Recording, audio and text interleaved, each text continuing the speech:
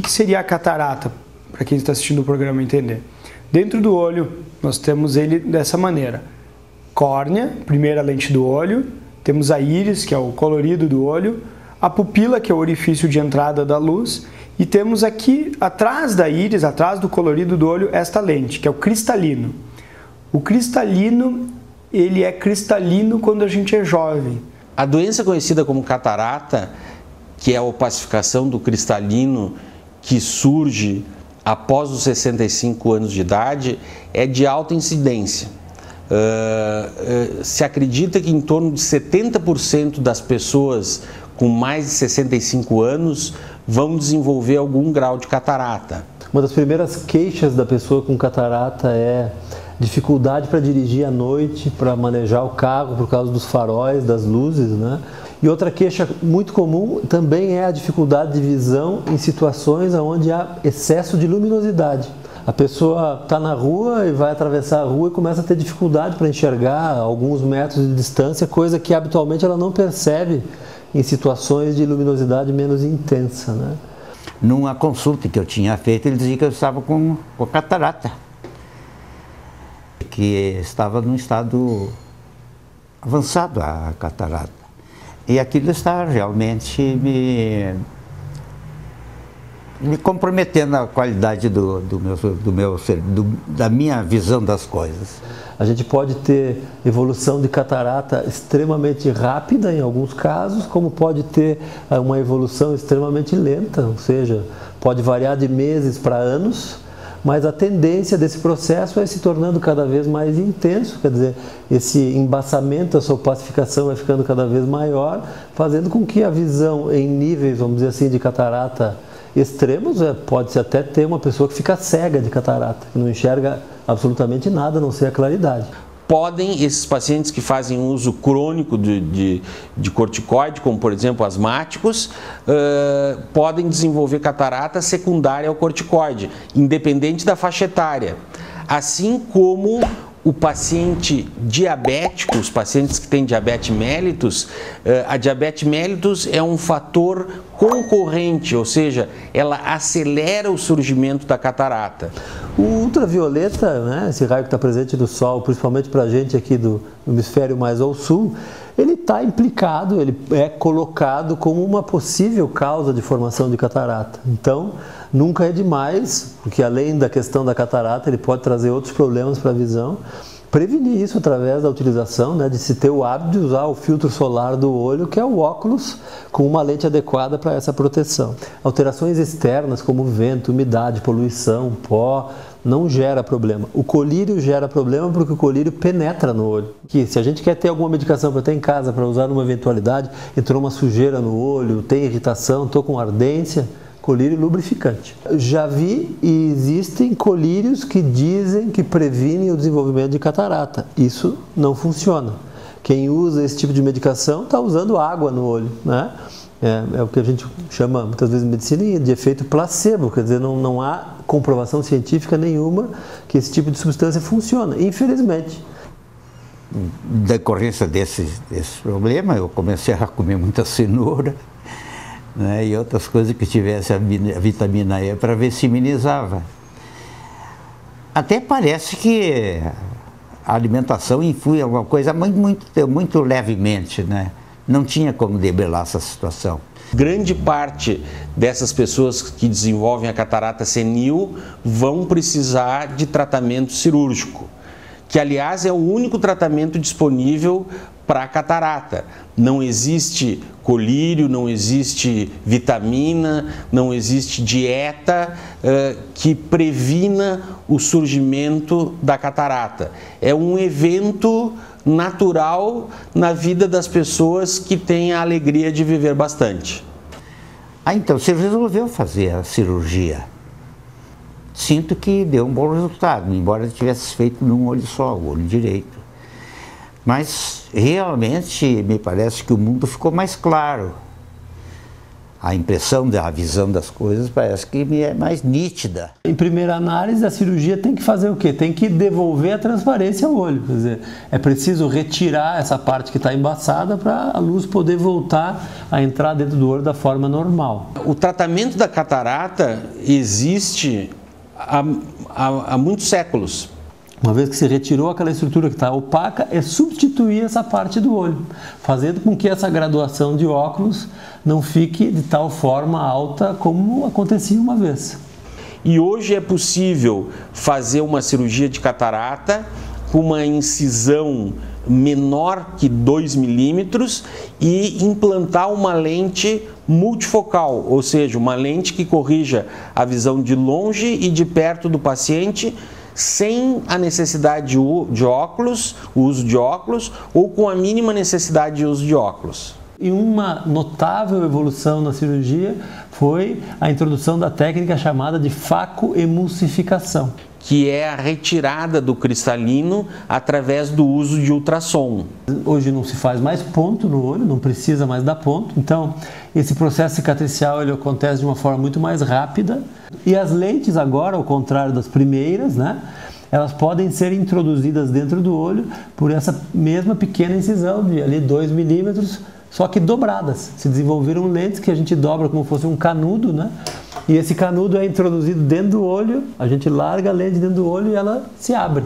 Quando eu comecei minha profissão, nos anos 60, a gente operava a catarata, abria o olho, fazia uma incisão grande, tirava o cristalino com pinça, a princípio com ventosa, era uma ventosa que fazia. Depois então passou-se a usar pinça. Depois, nos anos 60, passou-se a fazer cristação por congelação. Hoje em dia nós fazemos com a facoemulsificação. A cirurgia de catarata hoje é uma cirurgia que se gasta 5, 6 minutos para realizar. Se faz uma incisão de 2 milímetros e através da incisão de 2 milímetros se introduz uma sonda. Essa sonda tem uma ponta que introduz líquido, tem uma ponta que é com ultrassom que emulsifica, aspira o cristalino, se tira o cristalino, e através dessa pequena incisão se introduz uma lente intraocular que é dobrável, e essa lente, depois de colocada no olho, ela se abre com o grau exato do paciente. Já existe a chamada lente multifocal, que o paciente coloca e fica com visão para longe, para perto, de distância intermediária. Quer dizer, hoje em dia tem muitas pessoas, é chamada cirurgia faco-refrativa. O paciente 30, 40 anos não quer mais usar óculos, então pede para fazer a cirurgia faco-refrativa, que é, a gente tira o cristalino dele como se fosse catarata e coloca uma lente intraocular multifocal. E desse jeito o paciente, quando ele precisa usar óculos, é lógico, então o paciente fica com visão perfeita para longe, para perto, para distância intermediária. Principalmente quando o paciente passa dos 40 anos, que é quando começa a presbiopia, a vista cansada. E o paciente não quer ficar usando óculos para longe e para perto, faz a cirurgia chamada faco-refrativa. E com isso daí ele deixa de usar óculos, fica com visão perfeita. Isso é evolução. Isso é evolução. E essa evolução não para, né? Tanto que agora, mais recentemente, existe a possibilidade da gente adicionar essa tecnologia da facoemulsificação à utilização do laser. Esta primeira parte da cirurgia, que é, vamos dizer assim, propriamente a abertura do olho, as incisões, os cortes que são feitos no olho para que a gente possa trabalhar dentro do olho, habitualmente a gente faz isso manualmente, com a introdução de um bisturi de diamante ou uma lâmina específica. No caso do laser, essas incisões são feitas pelo laser, né? Uma vez que o laser fez essa abertura do olho, quando eu falava nessa abertura, imaginando que a catarata é como se fosse uma lata, né? Essa abertura da parte anterior da lata, que a gente chama de capsulorhexis, tinha que ser feita anteriormente através da mão, empregando o uso de uma pinça ou agulha. Hoje o laser faz isso de forma automatizada, sempre exatamente igual, do exato tamanho que a gente queira, né? E além disso, o laser também faz com que a estrutura da catarata propriamente dita, que está dentro desta lata, né, seja, antes de eu entrar dentro do olho, seja previamente cortada e desmanchada. Então isso facilita que a aspiração do cristalino seja mais rápida e mais segura. O advento do uso do femtosegundo para cirurgia de catarata foi aprovada inicialmente em 2011, é uma coisa recente. 2011 nos Estados Unidos e na Europa. Mas já se realizou mundo afora vários milhares de cirurgias e com resultado já demonstrado e publicado na literatura. Porque na cirurgia de catarata se faz o que se chama se tira um retalho circular da cápsula que envolve o cristalino. Então esse daí se faz com uma pinça, existe uma pinça que a gente faz, e hoje em dia existe um laser chamado laser de femto segundo, que ele faz exatamente esse retalho, e o indivíduo só tem que depois entrar da pinça para tirar. O femto segundo, ele não corta os tecidos, ele separa os tecidos. Ele realiza as incisões separando os tecidos. Como é que ele faz isso? Quando é feito o disparo, esse facho de luz, que é extremamente rápido, cria micro bolhas no meio do tecido corneano.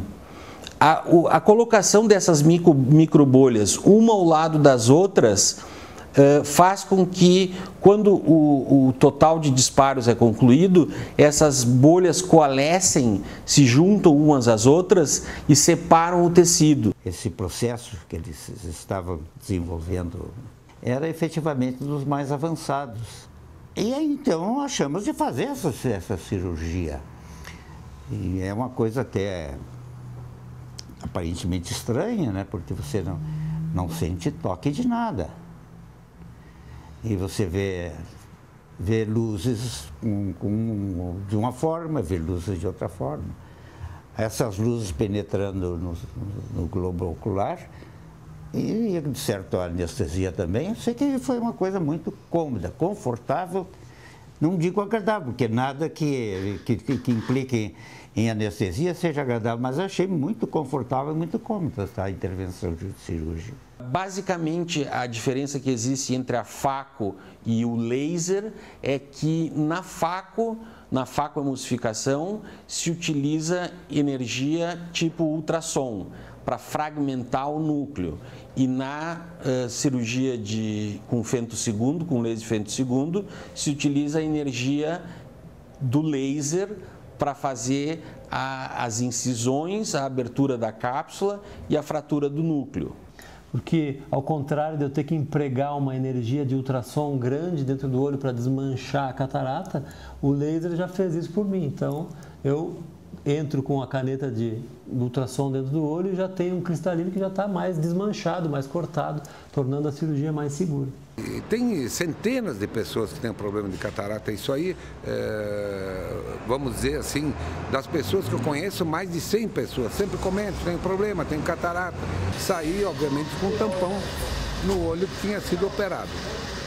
No outro dia de manhã, já eu mesmo eliminei o tampão e fui à clínica também sem problemas nenhum. Obviamente não estava com a perfeição da visão, mas já no segundo dia estava vendo melhor, no terceiro melhor ainda, e agora cada dia gradativamente está sendo